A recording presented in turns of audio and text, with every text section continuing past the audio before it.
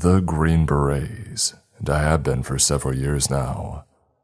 In my tenure, I've deployed multiple times to Afghanistan, Iraq, and a few months in Syria, several African countries. I've been to all four corners of the globe, and I've seen my fair share of the good, the bad, and the ugly that comes with being a part of SOCOM. I've got plenty of stories, some more interesting than others, but almost all of them are heavily classified behind red tape that will never be declassified until I'm dead and gone. However, there was an incident a few nights ago that stuck out from all the others, mostly because one, unlike all of the other operations that took us to a combat zone across the distant hemisphere, this one happened right at home in our own backyard. And the enemies weren't a foreign proxy, a group of insurgents. It wasn't even human. Stuff from that night is still weird, and it's not like Command is going to give us any answers. It's the reason that I'm bypassing everything that I've been told, disregarding and putting my butt on the line even if I use false information and withhold names. Plenty of innocent people have died, as you'll find out. And upper command would sooner bury it than acknowledge their deaths and give their families closure. I don't have all the answers of what happened in that Western Tennessee National Park, but I do have enough to let people know the truth. The semi-truth anyways. For safety and privacy purposes, like I stated previous, I'm withholding a lot of personal information such as names, exact locations, and unit information, referring to smaller stuff that I don't think even the scary 3-letter groups could really trace. Even if they cared, I hope they don't. Like I said, I'm part of a SOCOM, a Green Beret A-team. You all know who the Green Berets are. You should. My team is nicknamed Raider, a general theme in our company, naming things after warrior culture. Raider, Artemis, Barbarian, Centurion, etc. It's a 10-man element, the team lead, a way too salty Georgian captain with a warrant officer, a medic, a comms sergeant, and 6 weapons sergeants. Our captain decided this way was best. Considering we're all in one piece after our last mission, he was right. Our weekend was calm and boring as we got rotated on QRF, Quick Reaction Force for the month. QRF means that if someone somewhere needs the green-eyed boogeyman of the Western world, we were ready to kit up and be there at a moment's notice. It just so happened right when some of us were getting ready to head to the bar and have our 2 singular authorized beers of QRF a month, we were called in. When we raced back to our COP and got our stuff ready, the captain came with some surprising information. We'd be able to probably make it back for those beers because we were heading to West Tennessee, of all places. We didn't know what the status was yet. Command didn't give us any information. What the OPFOR was, what weapons they had, what the layout of the area was. Nothing. But being the QRF team, Raiders still kitted up and we were at the HLZ in less than 20. While we waited for our transport, the captain finally got some information. Apparently, a facility in the middle of uninhabited, restricted woods of a national park had activated a distress signal. The woods it was situated in was a large national park in, like I said, western Tennessee, with a long history of disappearances on its now frequently closed and blocked off trails and campsites. This raised a few questions. What was the facility? Why was it in a national park? What happened to need to roll out the angriest Green Beret team this side of the East Coast to act as its backup? Why were we going there when, in an hour, somebody in Libya or somewhere across Eurasia might need us to back them up?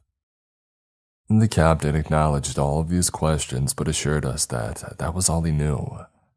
He's been with our team for years now, several deployments to the box and back, and he's always been straight with us. It's how we knew that he was lying. Our transport finally arrived, 160th SOAR, Night Stalkers, an aviation unit that's been around for nearly 40 years, having dragged every single kind of SOCOM unit to every single part of the world. We expected the Black Hawk they brought, but the armed escort of 2 birds that came with them was a surprise. I mean, we were in domestic America. We were going to Tennessee. Why were they here? Even with the Night Stalkers flying at top speeds across several states, it still took us a couple of hours to reach our landing point. The inside of that bird going full throttle was deafening. Even with the electronic headsets that we were sporting, it was ear-splitting. And yet, while sitting next to the captain, I could tell that he was speaking to someone on a different frequency. This was off because normally he would go to the comms sergeant and have to use the radio, but he had a side channel filled in his radio talking to someone, writing down incoming information. I was able to peek over and saw some of the things that he was writing. Mass Cal, close quarters Op 4, no blue 4 for X. The birds touched down in the middle of an empty parking lot outside of the local ranger station. We filed out into the open area, the birds took off, and the captain chimed in on our team network. Raider Romero, this is Raider Lead. Get on the net and have them hold orbit in case we need close air. Break. He then broke transmission and talked to us. All raiders hold outside and take up security. I'm gonna get the Ragnar. Prepare for a hasty ramp brief. I just got more information. We all took positions behind some of the parked vehicles the Rangers would use. And just to clear things up, our team was outfitted with GPNVG, also known as quad nods, 4-barreled night vision optics that provide an almost daytime-like view of our surroundings. Couple that with our PECs mounted on our rifles, allowing us to see and shoot anything at night. As the military says, we own the night. The tree line in front of us was lit up like an operator rave party as the captain walked back, nods on as the ranger currently on shift followed him. He keyed into our net and we could hear him through our headsets. All raiders, this is Lead. New information states that the facility has suffered a mass cal. Break. Mass cal means mass casualties. Enemy Op 4 unidentified. However, outgoing net during distress call indicates that Op 4 is extremely dangerous and engaged at close range. Break. There is no Blue 4 on site, I repeat. Main has stated there is no Blue 4 on site, and we are to drop any and all packs that we see. A few seconds passed as the captain looked back to the park ranger. Any additional comments, Ranger Clements? The man was maybe in his mid-40s, balding. He scratched the back of his neck, clearing his throat before speaking. I heard a lot of gunfire coming from down there. And don't split up whatever you do in these woods. Don't split up. Our medic laughed. Well, ain't that comforting?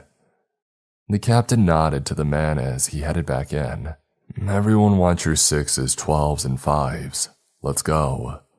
We picked up and moved out. Everybody had their kind of final moments, a type of readiness drill that they did before they stepped onto the path into the woods. Same stuff that we did before stepping out of the FOBs and compounds back east. I let out one final breath of hot air in the cold. Our medic slapped the side of his helmet, hyping himself up. The captain pulled out and kissed a small crucifix necklace from underneath his combat shirt. We headed down the pathway, following the captain in a staggered column. Our IR lasers scanned the trees, rocks, and foliage around us, looking desperately for any hostiles that lurked in the darkness. Though to our paranoid readiness nothing appeared, but something was dead. Not a cricket, a bird, a cicada, nothing. Silent professionals, it's in our name. So when I could hear the guy 10 meters ahead of me breathing as we moved through that dead forest, it told me that something else was here in these woods with us. A predator, and that the forest was more afraid of it than us. After a long stretch of marching down the trail, the captain held a hand up, signaling a halt. As I got down to my part of the column, the middle section, he called over a radio. This is Lead. On me, time now. We quickly rushed up to what we saw was a metal chain-link fence. 4 of our weapons sergeants and the medic took up security covering the wood line behind us as I and the other remaining one went up to the gate with the captain. The park's trail carried on for a few more meters before stopping dead into some trees. The dirt path broke off and formed a gravel one that led into a sectioned off area behind a chain-linked fence and gate. A no trespassers sign hung high, and just beyond the gate we could see a small guard shack. The captain tried to signal whoever might be in there by switching on the surefire tack light on his rifle, shining it and lasso waving it all over the booth. However, upon stopping and centering on a doorway, we saw a large amount of blood splashed on the back wall and pooled over the floor, an arm laying halfway out of the doorframe. The captain looked to the other weapons sergeant with us. "Get your kit," he nodded, slinging his rifle as he dropped his assault pack and digging out a small pair of bolt cutters. Each of our weapons sergeants carried a different loadout depending on what we needed. One could be a gunner, another is a grenadier. Can't name him, but Breach Man, as I guess I'll call him, always carried a breach kit just in case. He walked over to the lock, but just as he got the blades of the cutter around the lock, we heard it. It sounded like it came from everywhere, and yet far away at the same time. Maybe it was the echo of the forest, or maybe something attributed it to its abilities. It sounded like a woman yelling in pain and in agony, and yet the voice was half gargled, like it was morphed with that of a dying animal, as it had an underlying low-tone pitch beneath it. It got under the skin of everyone. Those pulling security immediately jumped, scanning left, right, up and down. Hell, even the medic, a big stocky dude who grew up in Brooklyn, played football before he joined, meaning he was yoked as all hell when he got to our unit. The guy who once struck his fingers into a man's neck to pluck his blood, even he looked around nervously. What the hell was that? Our weapons sergeant with the M46 shook his head as he scanned the far-off terrain, muttering in a low voice. Some horror movie crap right now. I remember holding my rifle's grip tight. Everyone was equally unnerved. Everyone except the captain. He just told us to press on. Come on, tighten your jockstrap, let's go. He snapped the lock off. Immediately, the captain and I moved in and cleared the small booth, as 2 more weapons sergeants and our medic took up covering down the gravel road. It was a guard, no name tape or company logo, decked out in a black plate carrier. The plate carrier of which had been torn into, as a large hole covered the entire area of his solar plexus, which was now fragmented and broken inside of his mulched upper body. No bullet entry or exit wounds, just a large stab wound that looks like he got ran through by a lamppost. My breath still got caught in my throat as I grunted to clear it. The captain stepped out of the small booth, spitting hard into the grass and shaking his head. The medic prodded him. What was it like? He grunted, walking to the front of our formation. Doesn't matter, Doc. We formed up and moved down the gravel road in a wedge column. The captain and 3 weapons sergeants in the front wedge, with the medic, me and the other 2 weapons sergeants in the back one, the comm sergeant in the middle. We entered the facility lot, and immediately the comm sergeant linked up with the captain, and I could hear him alerting Maine. This is Raider Lead. We've reached the building. Though it makes me wonder if he used the comm sergeant's radio to reach our HQ. Who was he talking to on that other channel? The lot was clear and we got a good look at the facility. It was a gray, concrete rectangle maybe the size of a small gas station. Floodlights mounted on the bottom illuminated the gravel lot up to the dense, shadowy wood line that lay just beyond the chain-link fence.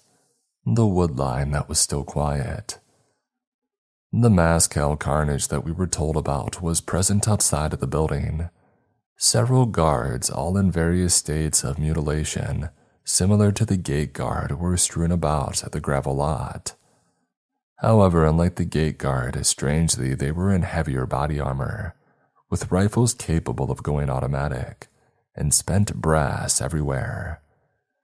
Me and some of the other guys got online and cleared out the back.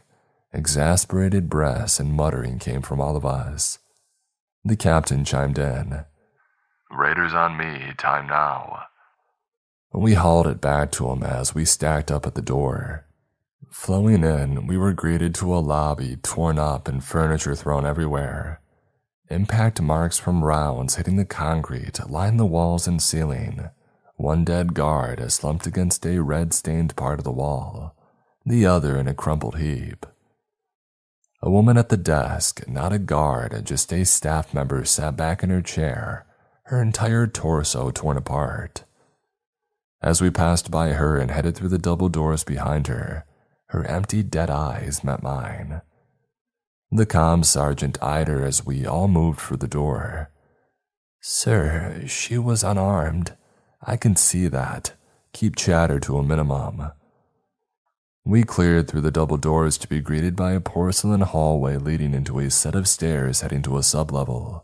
The entire surface, ceiling, walls, floor, was lined with ceramic white tiles.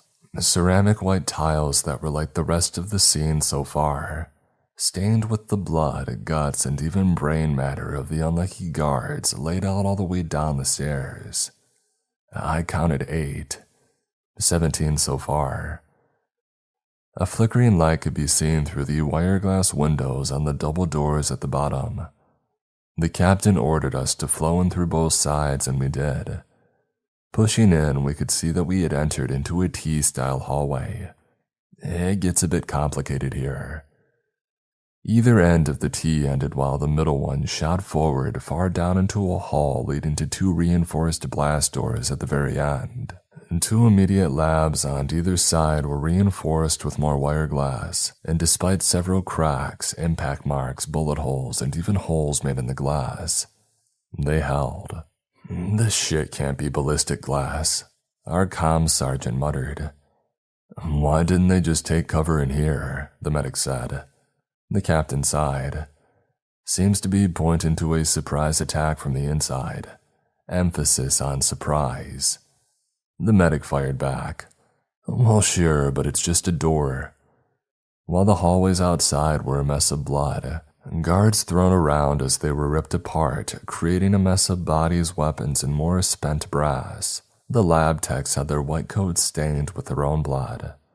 My blood, and I think everybody else's, started at the door, feeling the cracks and lines of the blast doors, looking for gaps that didn't exist. Blood had slowly leaked out of the bottom, causing him to pick up his boot and eye it, and yet no openings existed. An electronic pad was positioned on the right side of the doors. The captain eyed it. It was a hand scanner, and I didn't even think those actually existed. He jumped on that private frequency that I keep mentioning. "I'm at the doors. Yeah, at the far end, there's a hand scanner." He waited a few seconds of deafening silence, and he made an internal chuckle as he walked over to the dead body of a guard, kicking its arm. "I got one right here. I'm sorry, repeat last. Alive?" He rubbed his face, cursing under his breath. "Shit," he shook his head, turning on the white light of his rifle and scanning the corpses. "This place is a slaughterhouse. How am I gonna—" A crash emanated from the white lab door to the right of the blast doors, the one that I was covering. Everybody paused for a second as a second weapons sergeant aimed his laser at it. The captain turned, aiming his laser at the door as he approached. "Might have one. Or might have Op 4. Wait. 1, over." The captain formed up his first man in the stack. An unusual practice, but everybody else fell behind. I was the second man, and 2 more made third and fourth. A weapons sergeant felt the edges of the door and then tried the handle. Locked. Him trying the handle must have alerted whatever was inside because a voice bellowed out. I'm in here, please, I'll let you in, just don't shoot." The doorman looked to the captain, who nodded. "Might have blue 4 inside, stay sharp, wait on me to fire." There wasn't supposed to be any blue 4 on site. The door's electronic lock opened, and the doorman grabbed the handle and pulled it open as the four of us entered the room. We pushed through. The captain hooked left, I pushed forward. The other two followed one of us respectively, our lasers centered on the room, and a pair of hands emerging from behind the lab table. "Please," the voice weakly shouted. The captain stormed over. "Hands, now. I'll shoot you, I swear to God, if you don't put your hands up." As the person stood up, we saw the hands were connected to a scientist, possibly late 30s, stringy hair with circular glasses. Glasses that flew off when the captain closed the distance, shoving him against a metal cabinet. Spittle flying from the bearded mouth beneath the night vision goggles as he barked at him. "ID, where is it? Show it." The captain began roughly searching the lab tech as he pulled out his ID. He grabbed it, shoving him to the weapons sergeant on his side of the room. The lab tech was kicked down to his knee. The captain jumped back on that frequency. "I'm back. Possible blue 4, prepare for ID code." He read it off in phonetics before he got the response. He looked to the weapons sergeant guarding the lab tech. "Get him up." "Oh, take your sweet time, doctor. Let's go." I picked him up by his shirt collar and dragged him over to the blast doors. The captain pushed him out of my grip, shoving his face first into the doors. "Hand on the scanner, now." As the captain grabbed the man by his wrist, the lab tech struggled to get free. "Please, I don't have that access. I hurt my hand trying to hide. Let me go." The medic winced at the sight of it, uncharacteristically of a Green Beret, especially for a jaded-as-all-hell medic. He spoke up. "Cap, come on." The captain just turned, staring daggers into the man as he wrestled for the man's wrist. "And just wait till y'all see, I'm telling ya." As the man struggled against the captain, the weapons sergeant came up from behind, shoving the man into the blast door, allowing the captain to easily place it on the scanner. The scanner lit up a bright blue as several lines traced and looked over his handprint, and then flashes green as the electronic locks of the blast doors began to open up. The captain dropped the man. "Well, good gracious, what do you know?" The doors slowly pulled open. The room was dark. Red flashing emergency lights flashed all around as the sound of broken glass scraped against the door. A stream of murky blue liquid mixed in with the blood of several guards' bodies that were revealed at the doorway leaked out into the hall. The captain grabbed the lab tech by the collar, dragging him to his feet. "Y'all know these men, doctor. Friends?" The captain shoved him through the doorway, the lab tech slipping on the fluids and glass, cutting his right hand with a wince. We flowed in and, Jesus. I said this at the start. I've been all over. I've seen mass graves that terrorist cells have used in far-off countries filled with entire villages worth of people. I've seen kill dens inside of tunnel systems. But this, it surpassed all of that. Every horror, every war crime, multiple times over. A series of gigantic glass tubes lined the walls made out of monitors, hard drives, and computer systems. The path of carnage led through the pile of guards at the doorway. That makes 24 armed personnel that were taken out by something. What really bothered me was what was in those murky blue and green glass tubes, as big as a refrigerator connected to a port on the bottom and top. Tubes and wires inside connecting to. The captain shoved the lab tech into a glass tube. The pop of the man's nose echoed off the empty area as he grabbed his nose. "Well, Doc, which one was it? Which tube?" Tube? What was he talking about? How did he know what was on that other frequency? The lab tech spit out blood leaking into his mouth as the captain, standing at 6'5", a giant even among his team full of brawny operators, picked him up by the collar of his blue undershirt. "I don't." Two weapon sergeants ducked out of the way as the captain got in his face, shoving him against the left side wall, causing the monitors and computer systems to beep and light up. Oh, you don't know, and yet your little hand opens the room that you didn't have access to. He roared, abandoning all silence and discretion now as the man began to sputter and sob. Please, please, The captain gritted his teeth. He quickly flipped up his nods and stared daggers into the man's soul. How many people have you snatched off that trail? How many? What kinds of butchering you do to those kids before you stuck them in there? Which one escaped? Kids, butchering.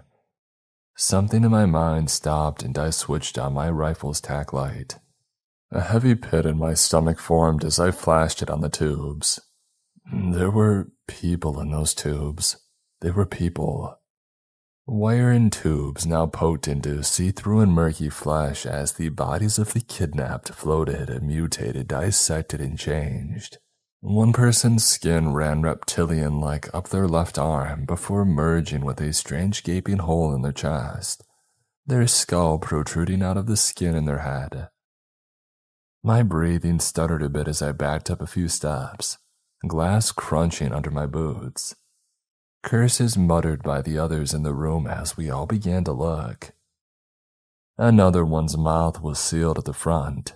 Two more jagged, messed up sets of teeth poked out on either side. Their eyes were sealed, skin covering defined as sockets on their head. The medic flashed his light on one where the spine stuck out through their back. The vertebrae was larger than a normal person's, the bone sticking out inches longer in some areas. Jesus, man, this is... He gagged a bit, coughing as he looked away. I had to pry my eyes. My mind was frying just looking at it. They better be dead.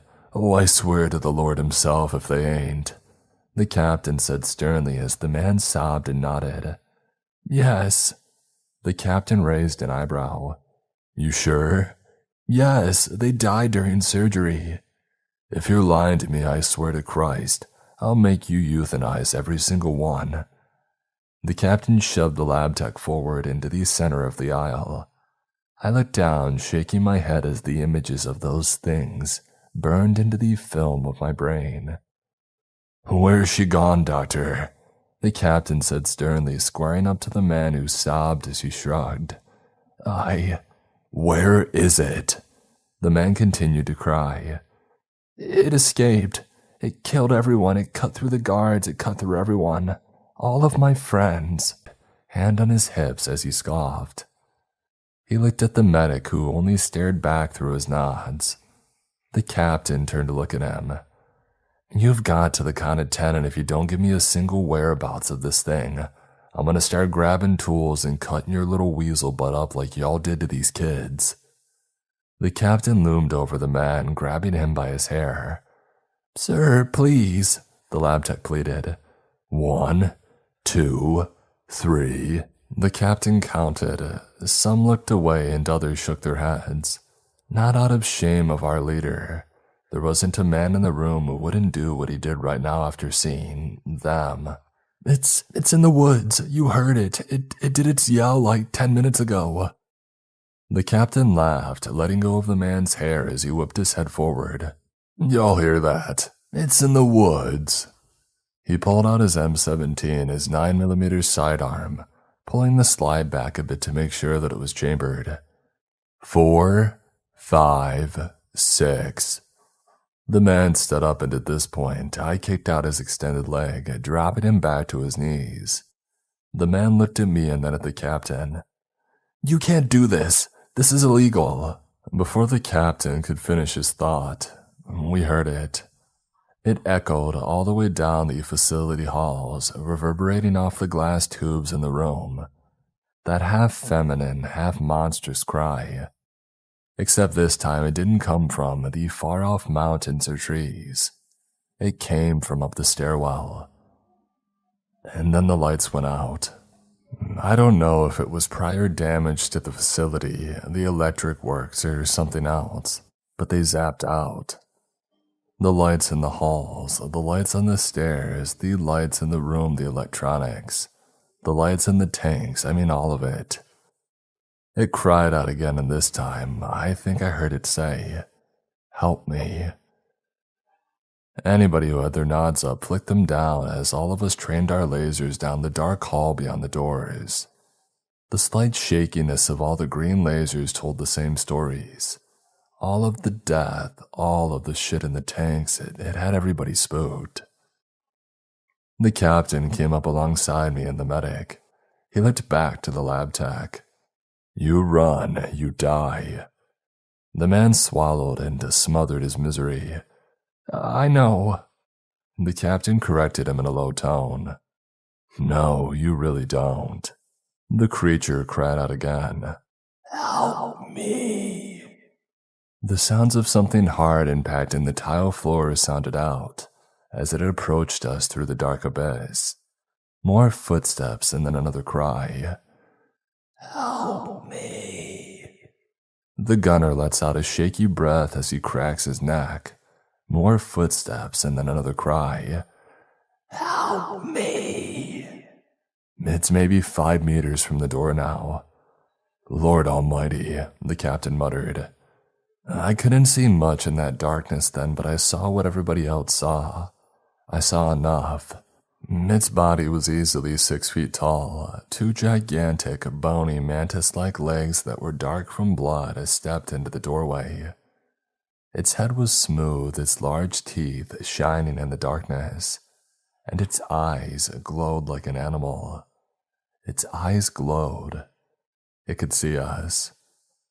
We all froze. We had rifles trained on it, a machine gun trained on it, a room full of green berets, the best of the best, and everybody froze. The captain was the first to fire, slamming his trigger as he shot a .223 death into that crime against existence. The gunner opened up as well, and then the medic. 2 more weapons sergeants also shot it. It yelled at us, cried out, like an agonized woman pleading for help. And then it lunged. Running and slamming through a test tube, glass flew everywhere, causing several of us to shield our faces. As the water flooded the floor and the deformed body that was inside flopped down near our feet, a horrendous, rotted smell filled the air. "Jesus!" the medic sputtered out, gagging a bit as he kicked it away. The creature now screamed as a rifleman near it jumped back. It leapt on top of him, shoving that bony mandible into his left shoulder, pinning him to the ground as he screamed, thrashing his elbow into the thing as he kicked its stomach. But it didn't attack him, it just eyed the scientist. He attempted to run for his life, but the thing jumped on top of him, pinning him face first into the murky wet floor. And that's when I noticed these 6 smaller human-like arms on its torso. Its main mandible pinned him to the ground, the arms, some normal, some with bony spikes for fingers. Others, just lined with sharp teeth, began to rip into the man's back. The lab tech screamed. His lab coat was torn open as it began to dig down into his back. Some still fired shots, but it didn't even react. It didn't even move.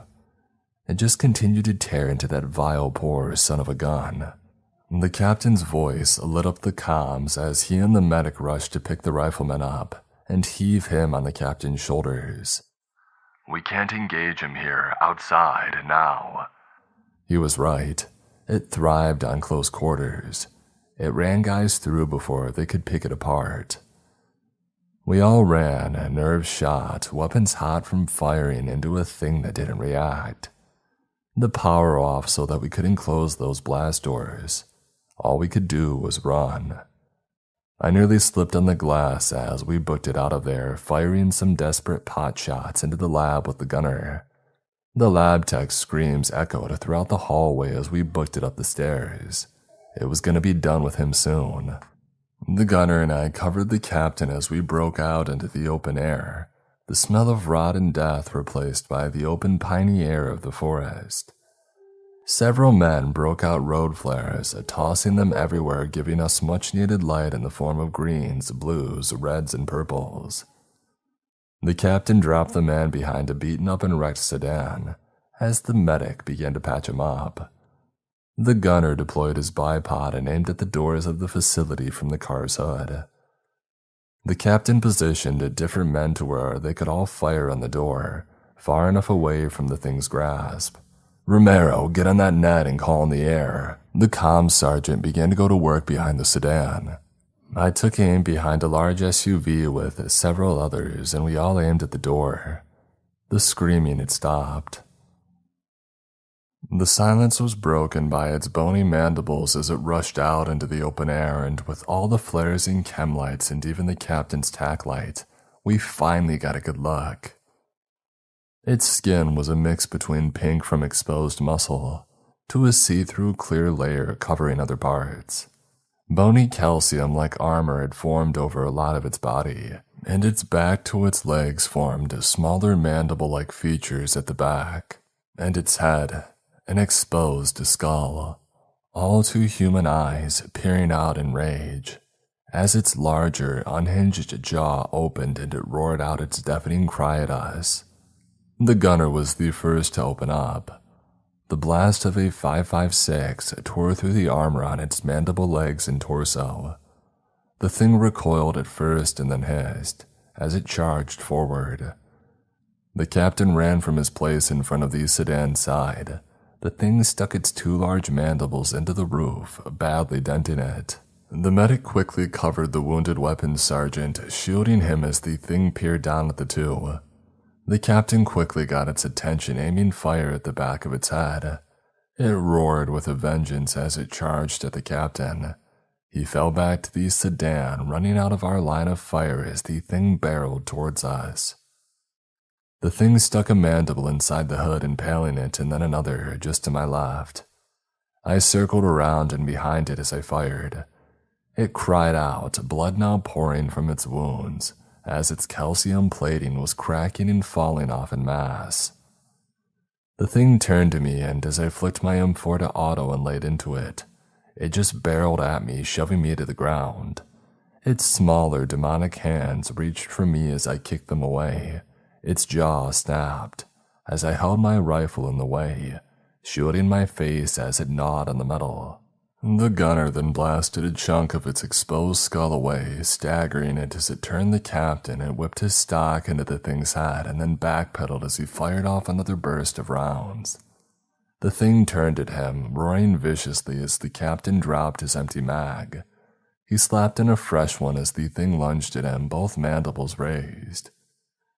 The glass exploded out of the SUV windows as the captain dropped levels, firing into its stomach as he circled out back into the open. The creature roared as it went to move for him again, but it couldn't. Its large mandibles were stuck all the way inside of the vehicle. The captain left his rifle hang slung on his front as he reached for something on his kit. An M67 fragmentation grenade. "Get back!" Everyone who was in the open ducked for cover. The gunner and several weapons sergeants retreated behind a series of concrete jersey barriers. I ran and slid behind the sedan, helping the medic to shield our wounded battle buddy. I heard the distinct sound of the spoon flying and the whistling of the grenade. The captain vaulted himself over the car hood with the comm sergeant, covering his radio operator's head as they both went prone. The explosion was thunderous. The shockwave of the grenade shook everyone and even rattled me a bit from being so close. Shrapnel and fragments flew everywhere, impacting the concrete barriers, the building. Any windows on the sedan that already weren't broken were shattered.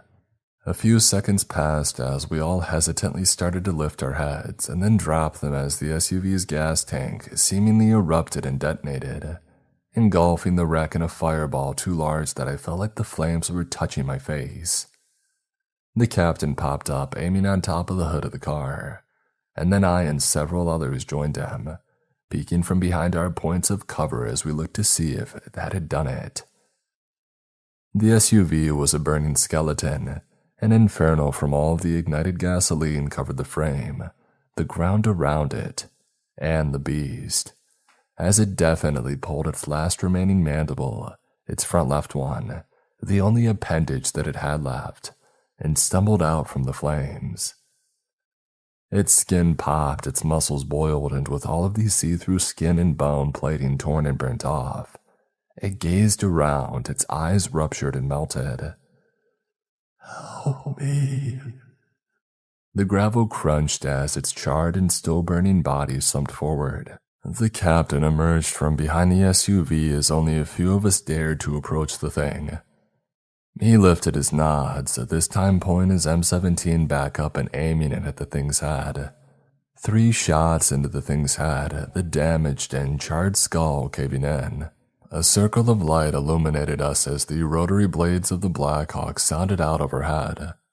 I shielded my face and lifted my nods to avoid the spotlight blinding me. "Op 4, actual, down, building secure." The ensuing hour was one that was just shrouded in, mystery, I guess.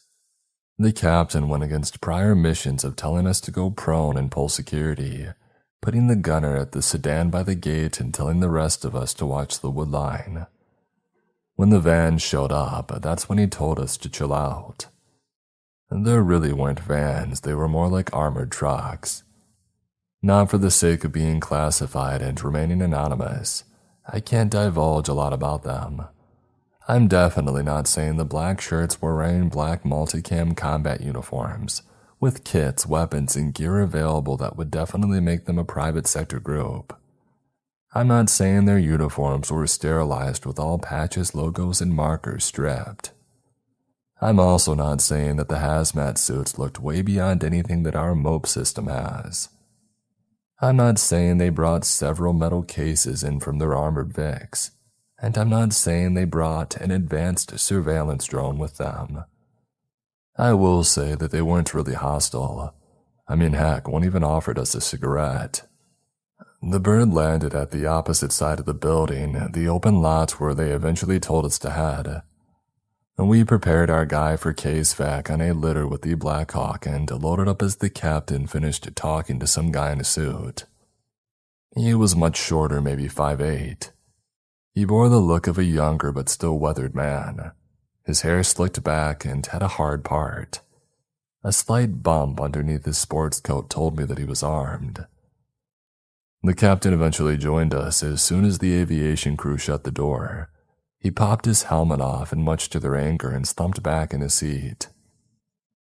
When we touched base and got back to the COP, our sister team, Artemis, replaced us on QRF. I've been thinking about that shit for days now, about what those people did to them in that lab, what the captain said. They kidnapped them, cut them up, changed them. All for what? Some sick fantasy? Who even owned that lab? There were no US markings, no logos, zip. Like I said before, there's still a lot that I don't know, but what I do know is that those people got exactly what they deserved. That thing crying out for help, pleading for us to make its suffering end. The more that I think about it, the more it makes me sick. I don't know what those guys were that relieved us. They didn't have any markings. Some of them were speaking German if my memory serves. But whoever they were, I hope they learned from their mistakes and never tamper with that evil stuff again.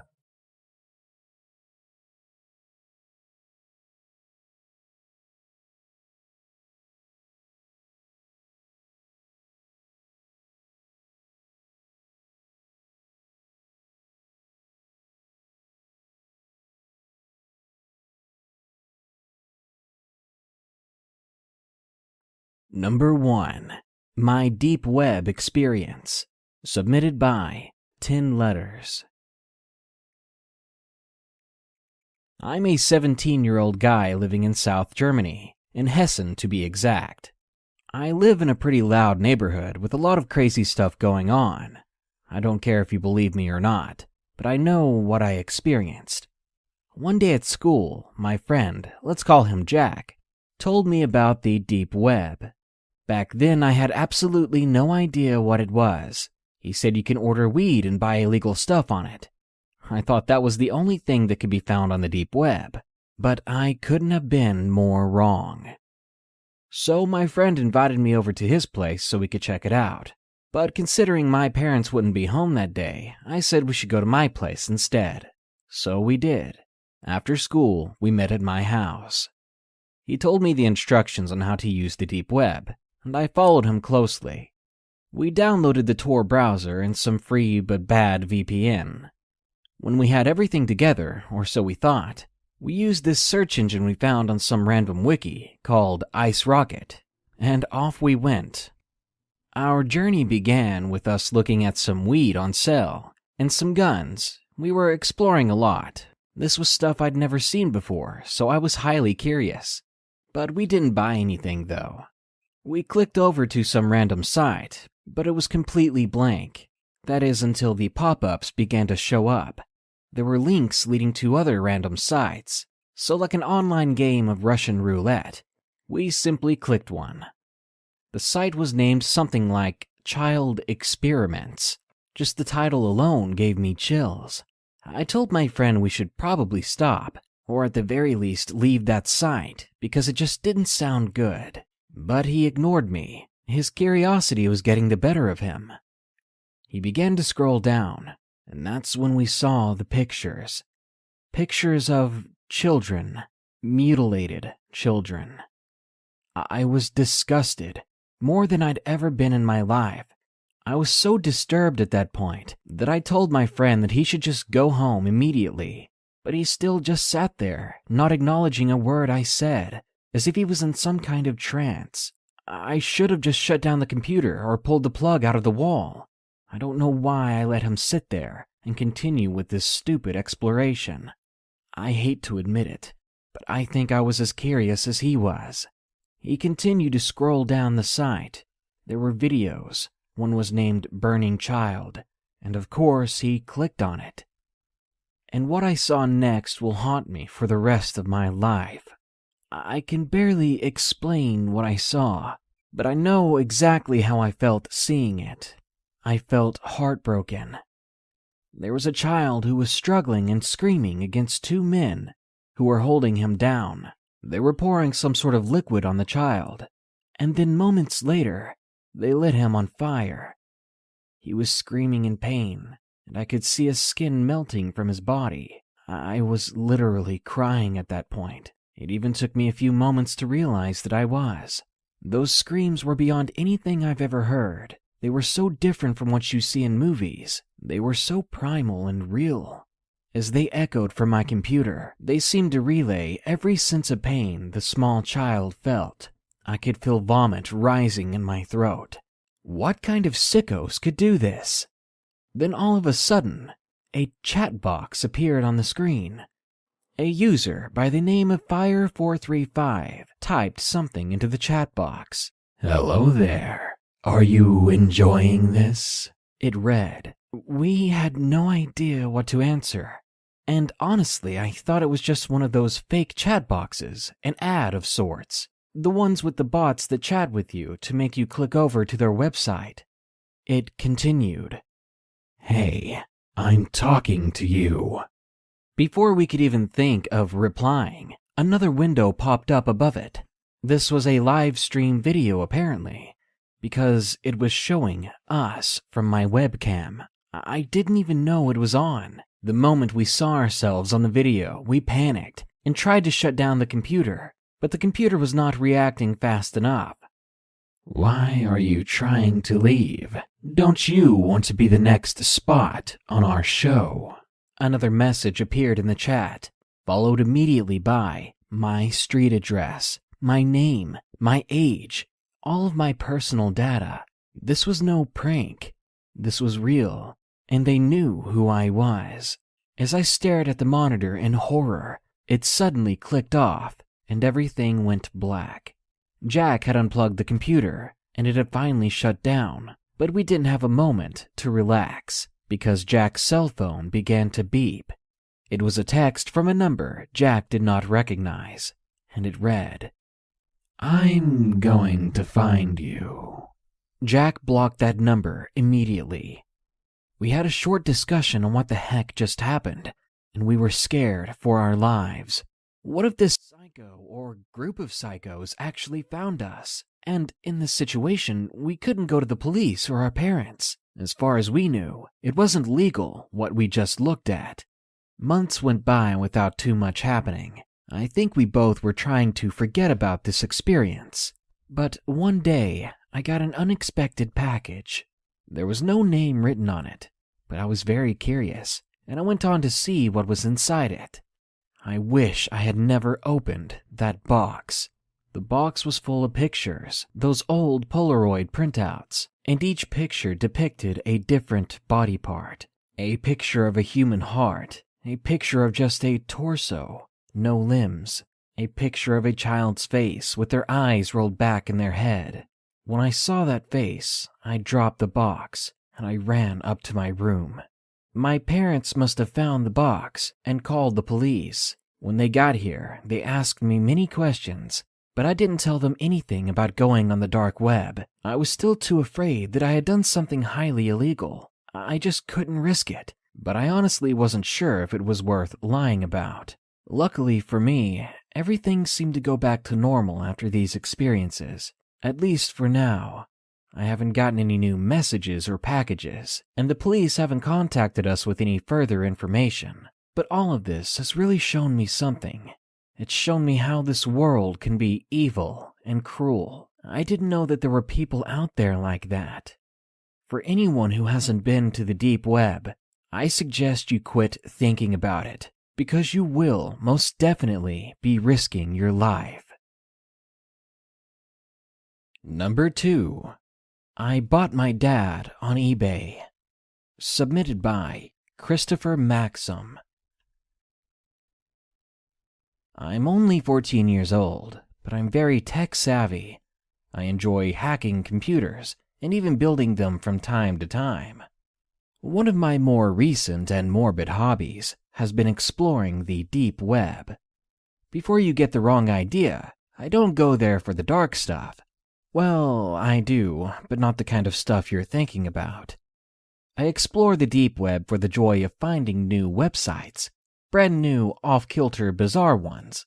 I find them and catalog them for my own personal entertainment. It feels like I'm actively discovering new parts of an ever-growing planet, or at the least, the dark side of one. Despite it being the deep web, most of the websites I've come across are mundane and uninspired. For example, a 9/11 conspiracy site, a dating site for white supremacists, and sites dedicated to assassinating the president. Boring. But then there's the most interesting ones, like a marketplace for selling various serial killers' belongings, a site for worshipping a strange cult called the Clan of the Red Wolf, and a Hitler fanfiction site, and I'm talking violent, hypersexual fanfiction, to name a few. These are the kinds of sites that either pique my interest or make me laugh, giving them a spot in my catalog of oddities.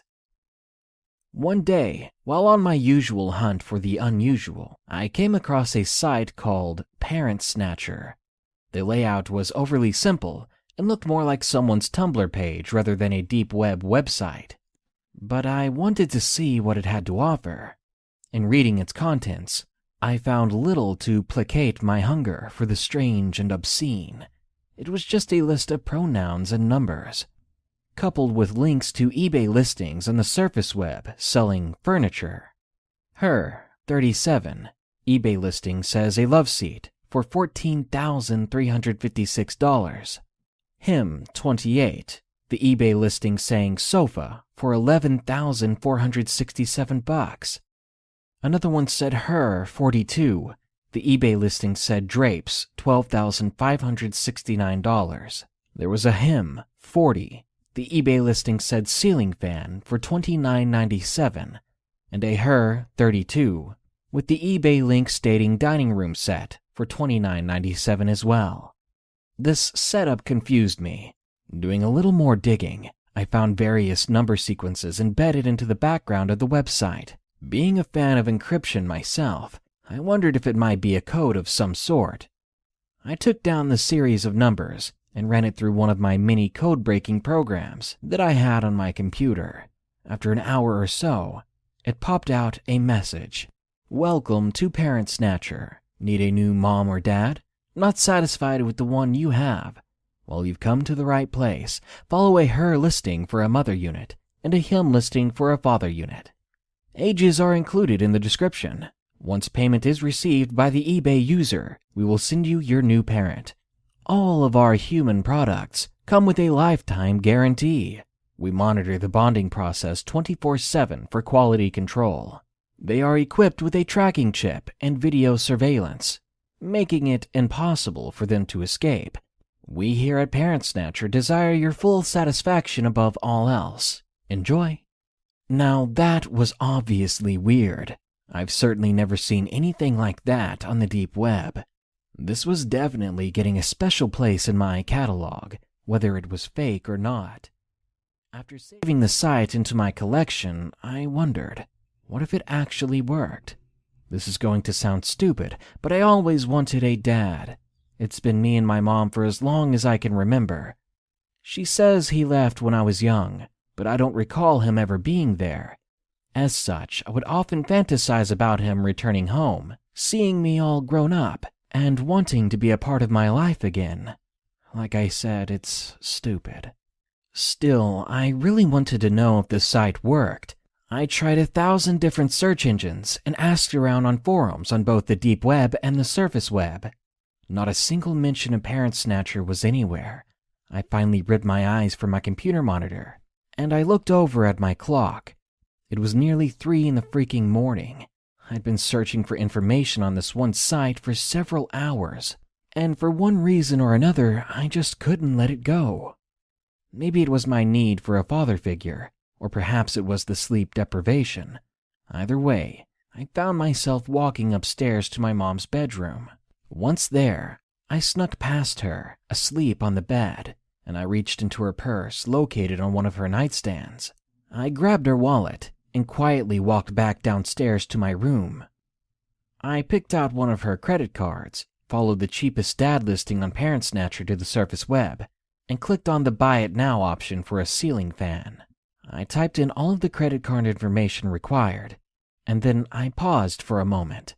I was about to not only break my mom's trust and spend a boatload of her money, but I was also doing something potentially dangerous.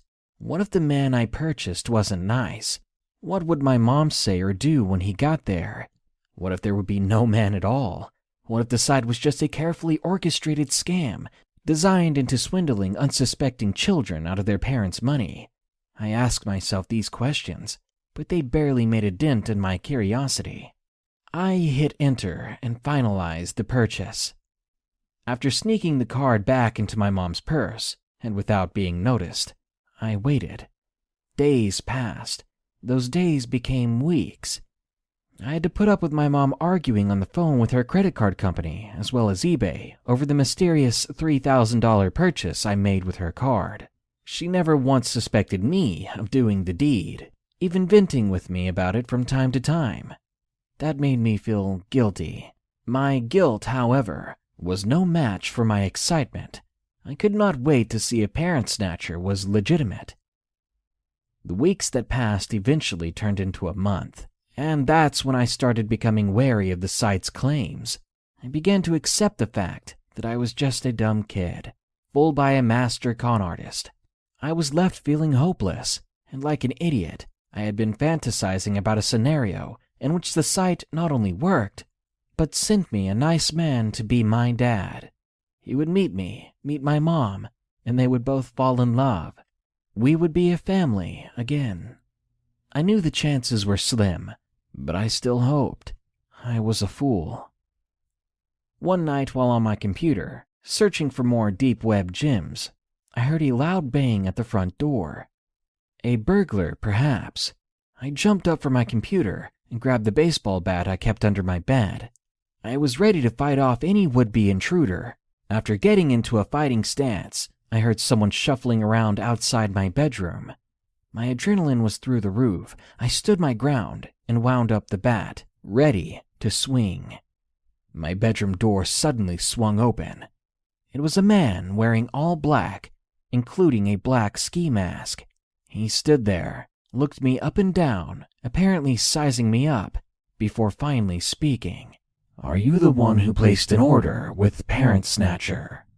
Struck with confusion, I nodded. The man then suddenly bolted in my direction and grabbed me. He put his hand over my mouth and pulled me out of my room. I struggled, but he was too strong. Just before he could get me out of my house, I attempted to bite his hand through the leather glove he was wearing. I clenched my teeth as hard as I could and managed to get a reaction. The man groaned in pain. That's when I was able to wiggle my way free and run towards the stairs, all the while screaming at the top of my lungs for my mom to wake up. But the man caught up quick and grabbed me again. But my cries for help were effective. My mom showed up at the top of the stairs, just in time to see what was going on. My mom screamed and leapt down the flight of stairs, faster than I've seen any person move in my life. She began bashing the guy's head in with her fist, making it nearly impossible for him to hold on to me. He threw some punches back, but I wasn't going to let him get away with laying his dirty hands on my mother. I stretched my leg back as far as it would go, and I kicked him as hard as I could in his groin, and I watched as he fell to the floor. He still tried to fight back, but my mom and I had the upper hand. Eventually, he ran for the door and fled our home. It's been a few weeks since that man broke into our house. I can only guess that he really did work for Parent Snatcher, but the site wasn't what I hoped it was. It seemed that its goal was not only to make money, but also to kidnap children. Once they have a billing address, they probably canvass the area for a few weeks to make sure the house in question actually harbors a child or teenager. I didn't figure it all out on my own. If I was able to think that far ahead, I wouldn't have wound up in this mess to begin with. I ended up telling my mom the truth, as well as the police. They figured out the rest. Unfortunately, the site was taken down, and the perpetrators were never apprehended. The cops are still on the lookout. They offered my mom and I a police detail and new security system. So in spite of the ordeal, we still sleep well.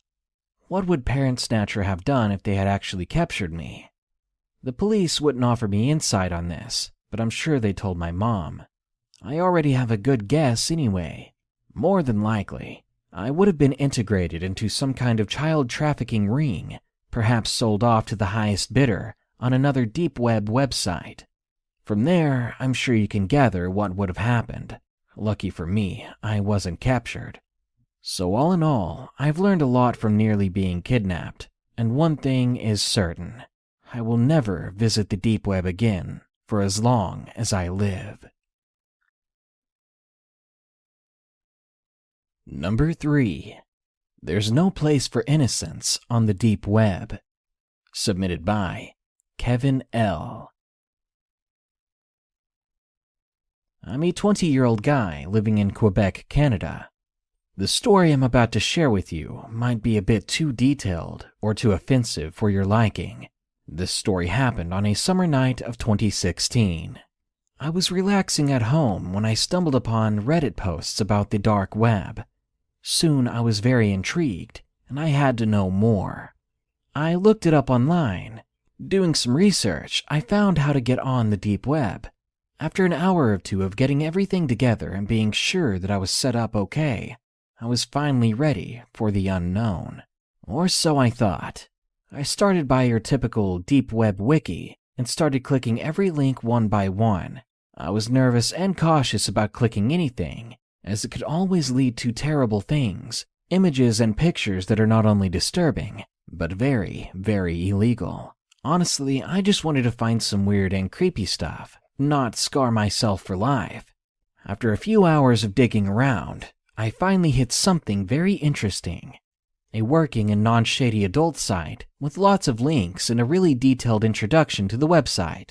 The intro was simple, telling you that there are a lot of links to some hidden adult websites with content that would not be allowed on the internet, since not everyone shared the same fetishes. It also stated there were other links that contained some stuff people would call messed up. I wish I had never been curious enough to click those. The first few links were adult websites for BDSM and other brutal stuff that included violence and even rape. The actors knew that it would be something intense, but it's like these extreme horror houses. You might be a fan of horror, but there's always a limit to what you like. It was messed up to see, but it wasn't that bad. I then tried the links for the messed up content. The creator of the website thinks the BDSM stuff wasn't messed up. I was kind of scared to see his definition of disturbing. As I entered the site, everything looked alright, I guess. The creator introduced himself as a sex doll maker. He was showing pictures of his work, and honestly, it was amazing. The dolls looked almost human. They were not creepy or anything like that, as you would see with normal dolls. They had so many details necessary to make them look realistic, but nothing too much to make it look creepily real. There was a bit more text down the page, and then he showed 2 pictures that have been forever burned into my mind. He showed pictures of 2 dolls that were apparently inspired by his nieces. They were labeled as ultra-realistic sex dolls, based on his 8 and 12-year-old nieces. Side by side were the dolls and 2 school pictures of the girls in question. There was no mistake. Those dolls were exact replicas. I was disgusted out of my mind when I saw those pictures. They looked so real. The only thing that convinced me that these dolls weren't actually the little girls in those pictures were the metal skeletons he showed in a step-by-step process in creating the dolls. For my own sake, as soon as I was sure, or at least partially sure, that those dolls were just dolls, I exited Tor, and I erased every trace that had been on the deep web from my PC. I was shocked for the longest time. I couldn't process the information of what I'd just seen. Some sick pervert out there made a perfect replica of his underage nieces to have fun with and sell them to other sick individuals that were into this kind of stuff. I was just looking for weird or creepy things, and I think I got what I was looking for. Since then, I've been on Tor a few times, and fortunately, I can only find websites dedicated to cooking with weed, and other websites about illuminated people that say alien Jesus came and visited them. To every one of you out there, the deep web is not a place for you. It's a place that is filled with creepy and disturbing people that do weird and disturbing stuff. Seriously, if you want to preserve your innocence, do not go on the deep web, or else you might find something you regret ever laying an eye on. Number 4. The Knocking Man. Submitted by Josh. I'm a 15-year-old guy, and I'm about 6 feet. I'm built, so I'm not exactly someone you want to pick a fight with, and I also don't scare too easily. Until my experience with the Knocking Man. It all started well over a year ago, when I was going through some creepy sites on the dark web. Now, let me tell you, the dark web is not a place you should ever go on. I came across some rather strange videos. There was a dark room in them, lit by a single candle. I remember seeing a man walk through a door into this room. He wore all black, and his face was even covered in black paint. All you could really see were the big whites of his wide eyes gazing at you, as if he was staring straight into your soul. I remember seeing just barely his lips moving. He was whispering something that I could not hear. Being very curious, I turned my laptop up to see what he was saying, and the moment I did, he ran at my camera, and I fell back in my chair. When I got back up, the man was laughing in the video, an evil demonic laugh, like nothing I'd ever heard before. All at once, in the middle of the laughing, it stopped, and my computer froze up. Then the laptop just turned off and stayed off for a couple of minutes. When I turned on my computer again, everything seemed normal until I got to my desktop. My background had been replaced with an all-black one, save for some text in the middle that read, "You have been chosen." I didn't understand how that even happened. Maybe it was just a virus that was meant to prank people. But every time I tried to change my background after that, the computer wouldn't let me. Things would be grayed out that weren't before, and the background simply wouldn't be removed. Honestly, it creeped me out so bad, I ended up grabbing my screwdriver and I took the battery out of my laptop, and ever since then, I haven't touched it. After about a month or so, when the things I saw on the dark web that night were almost forgotten, I began to hear the very faintest knocking at my windows every night, knocking that sounded deliberately soft. Every time I'd look at the window, there wouldn't be anything there, and I thought I was losing my mind. The knocking happened so often that it really began to affect my life. My social life was gone, I was getting paranoid, and my grades began to fail. I started to argue a lot with my parents, all because this knocking kept me up at night and made me scared for my life. But could I tell anyone about it? I don't know, but maybe I should have. Like I said before, I would look out the window when I heard it, but I would see nothing. And when I would get back in bed, the knocking would just come again.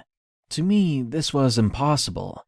The only way you could reach my bedroom window would be to use a ladder, so there was no way you could knock on my window, climb down the ladder, remove the ladder and hide it, then put the ladder back up and knock again, without ever being seen. It just didn't make any sense. Now, I do need to say that I live in the middle of nowhere. My nearest neighbors live about a mile out, so there were only a few streetlights. Most of the time, the only light came from the faint glow of the moon outside. After 6 months or so of this knocking, I decided to find out who or what this was. I saved up some money, cleaning cars around town in the summer, and I bought a cheap digital camera. I placed it outside, pointing at my window. It was well hidden, and you could only notice it if you knew where I put it. When bedtime rolled around that night, I crawled into bed like normal, and I waited until the knocking started. But to my surprise, there was no knocking that night. For the first time in so long, the knocking was gone. So I walked over to my window to check on the position of the camera and to just check how things looked out there. When I opened my curtains, all I could see was darkness, save for 2 white eyes that were staring back at me. I quickly jumped back, tripping over a stool behind me and landing on my back in the floor. The next time I looked up at the window, all I could see was the moon in the sky, and everything was back to normal. I don't know what's happening to me, and I don't know who that is that I saw that night on the dark web, but more than ever, I wish that I could go back and stop myself from exploring that website. And number 5, The Missing Kid, submitted by Juvenile. There was a time in high school just a few years ago when everyone went crazy over the deep or dark web. People were listening to stories about it, looking up how to get into the dark web themselves, all because of this short craze. From the sound of it, it scared me. I had great grades and I planned on having a bright future, so I didn't even want to go near something that could get me in trouble with the FBI. There was one kid in my class that year named Skylar. Skylar was a quiet kid, someone I don't think I'd ever talked to before. One day, though, I don't know if it was because I looked approachable or what, Skylar actually sat next to me just before class, and he began to tell me something with an excited grin on his face. You know about the deep web, right?" he asked, sounding like he could barely hold back from saying more. "Well, yeah," I replied, nodding. "Well, I found something last night. I have to tell someone about this, you know?" he began. His teeth were nearly chattering. I leaned in, honestly wanting to know more. So, there's this cult on the dark web, a cult called Alchemy of Osiris. They claim to know the secret to eternal life. I sat back in my chair again, rolling my eyes as I did. "There's no such thing." No, listen," he continued. "There's a local group of members in our town. They said they would show me. They said the cost isn't too deep." "I wouldn't trust anyone online who talks like that," I warned him. "It's legit, man. I'll prove it to you," he said, just before walking back to his desk. Well, that was the first and last conversation I ever had with Skylar. because Skylar didn't come back to school the next day, or the rest of the year for that matter. Oddly enough, the teacher of the class we shared never bothered to mention what happened to him, and soon Skylar himself became a bit of a legend around the school. I was never asked about the conversation I had with him, and I've never told. I'm afraid that I know too much as it is, and I'm scared that Skylar didn't just disappear. I'm scared that he's lying dead out there somewhere.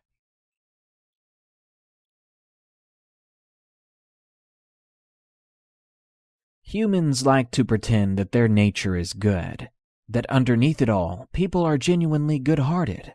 But throughout all of history, and still to this day, humans have practiced the most evil things: human slavery, sex trafficking, cannibalism, and torture fetishism.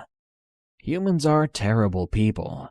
It seems like it's really just a matter of time before one of two things happens to you. One, you can no longer ignore your evil nature, or two, the most evil people find you. Good night. Be sure to like, share, comment, and subscribe if you enjoyed the video. And don't forget to send us your subway stories at deathbyfear.com. Be here for the live stream this Friday at 5 p.m. Central for lots of creepy fun. Thanks.